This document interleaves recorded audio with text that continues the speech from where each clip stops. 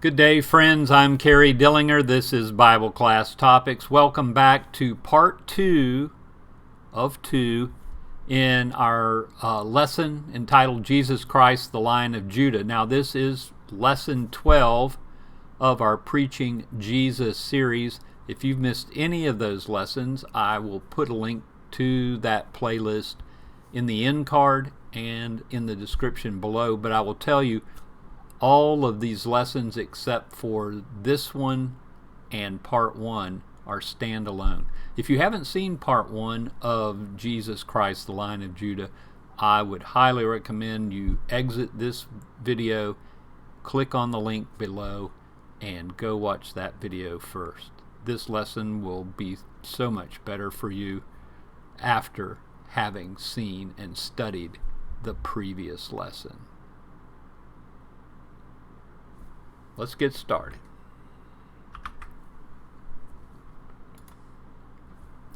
In our last lesson, we talked about the Old Testament background of this phrase, the Lion of the tribe of Judah, and in this lesson, we want to talk more about that and the special phrase, "Behold, the Lion of the tribe of Judah," and then we'll have some final thoughts, and that'll bring our study to a close. Jesus is a member of the tribe of Judah, and he's worthy to be praised. The Hebrew writer said this, "For it is evident that our Lord was descended from Judah, and in connection with that tribe, Moses had nothing to say about priests."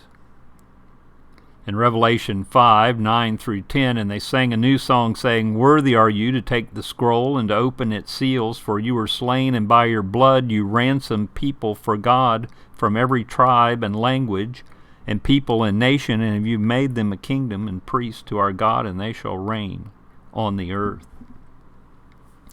Jesus is to be praised.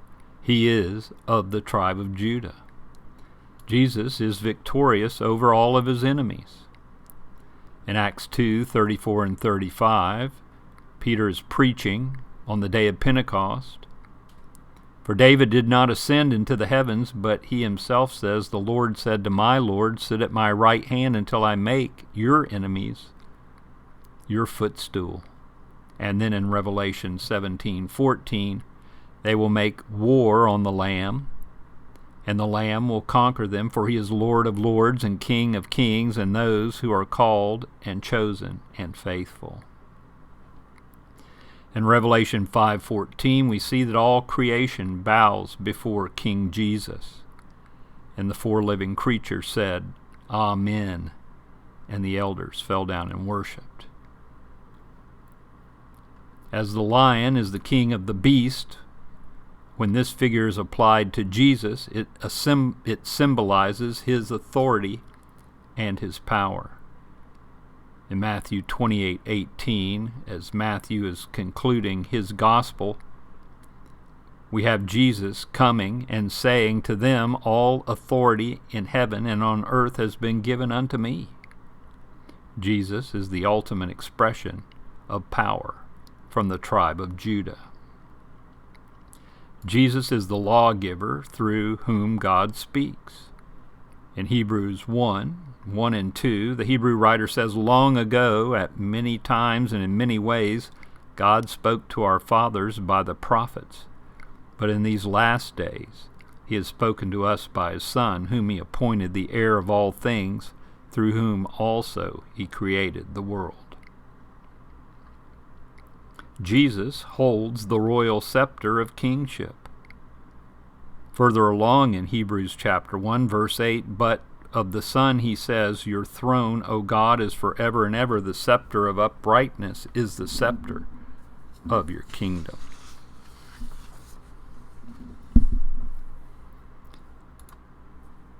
As Shiloh, Jesus is the one who was sent. He is the one who was to come. John 5:36, "But the testimony that I have is greater than that of John," Jesus said, "for the works that the Father has given me to accomplish, the very works that I am doing bear witness about me that the Father has sent me." And then in John 6:14, when the people saw the sign that he had done, they said, "This is indeed the prophet who is come into the world." The people would be gathered to Jesus. 2 Thessalonians 2:1 and 2. Now concerning the coming of our Lord Jesus Christ and our being gathered together to him, we ask you, brothers, not to be quickly shaken in mind or alarmed, either by a spirit or a spoken word or a letter seeming to be from us, to the effect that the day of the Lord has already come.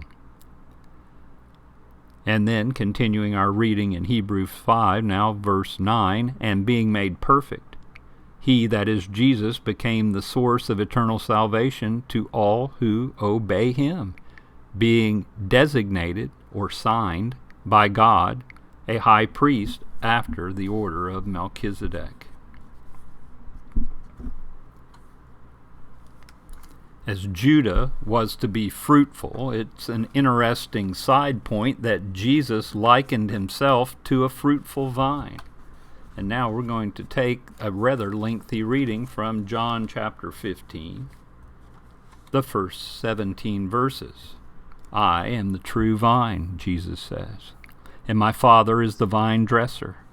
Every branch in me that does not bear fruit, he takes away, and every branch that does bear fruit, he prunes, that it may bear more fruit. Already you are clean because of the word that I have spoken to you. Abide in me, and I in you. As the branch cannot bear fruit by itself unless it abides in the vine, neither can you unless you abide in me. I am the vine, you are the branches. Whoever abides in me and I in him, he it is that bears much fruit, for apart from me you can do nothing. If anyone does not abide in me, he is thrown away like a branch and withers, and the branches are gathered, thrown into the fire and burned. If you abide in me, and my words abide in you, ask whatever you wish, and it will be done for you. By this my Father is glorified, that you bear much fruit, and so prove to be my disciples. As the Father has loved me, so I have loved you. Abide in my love. If you keep my commandments, you will abide in my love, just as I have kept my Father's commandments and abide in his love. These things I have spoken to you, that my joy may be in you, and that your joy may be full. This is my commandment, that you love one another as I have loved you. Greater love has no one than this, than someone lay down his life for his friends. You are my friends, if you do what I command you. No longer do I call you servants, for the servant does not know what his master is doing, but I have called you friends. For all that I have heard from my Father I have made known to you. You did not choose me, but I chose you and appointed you that you should go and bear fruit, and that your fruit should abide, so that whatever you ask the Father in my name, he may give it to you. These things I command you, so that you will love one another.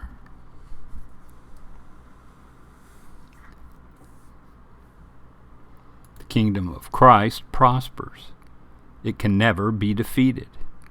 Hebrews 12:28 and 29. Therefore, let us be grateful for receiving a kingdom that cannot be shaken, and thus let us offer to God acceptable worship with reverence and awe.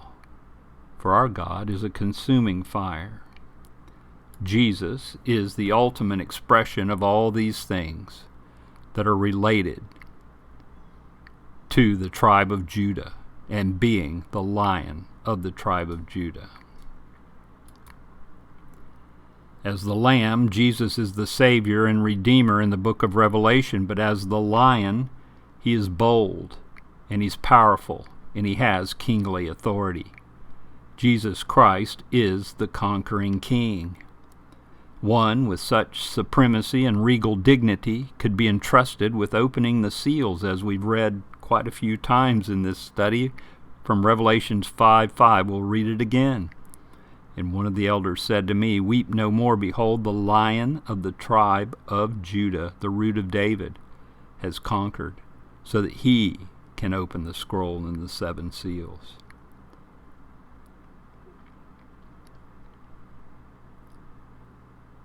Some versions use the word prevailed. The Greek word for prevailed means to acquire power, as a victor has acquired power as the result of a conflict. The Lord's power results from a battle in which he was the victor. As the events in Revelation are about to be disclosed, they will result in the final triumph of Jesus. The outcome is so confident that he is pictured as already having gained the victory. Because he has such power, Jesus alone can open the scroll and loose its seals. Any Jew who understood what was said of the tribe of Judah in Genesis 49, upon hearing the revelation of John, would immediately realize what was meant when Jesus was called the Lion of the tribe of Judah. We also see in Revelation 5:5, Jesus is called the Root of David. And this expression would connect him directly with David as an offshoot of the great king, confirming that he is the rightful heir to David's throne. He does have the right to rule over God's kingdom. What did all this mean to the people of God who were going through this terrible struggle when John wrote the Revelation? Well, remember, some were being cast into prison, others were being murdered by their persecutors. It meant that God's people could trust their commander. Jesus alone has the power to overcome the persecutors. And no matter how intense the persecution became, the Christians had to stay with Jesus and be faithful to him. So when we read the book of Revelation, we understand the message of this book is one of consolation and assurance to God's people, and the ultimate doom and destruction to those that would persecute the faith. What does all this about the Lion and the Lamb mean to us today? I would suggest that no matter what we face, who our enemies are, or what they do to us, we must not fail to stay on the Lord's side. We must stay on the Lord's side. And no matter how things appear, God is always with us, and God always wins. The outcome is so sure that we may say that the Lion of the tribe of Judah has prevailed.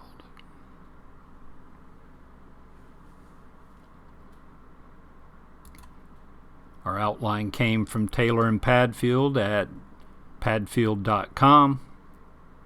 Our photo that we've used is by Bisaka Dada at pexels.com. Thank you for watching. Please like, subscribe, comment, and share. We hope to be back with you in another week or so with another lesson in our Preaching Jesus series. Until then, let's continue to pray for one another. Let's pray for this world we live in. And until then, may God bless.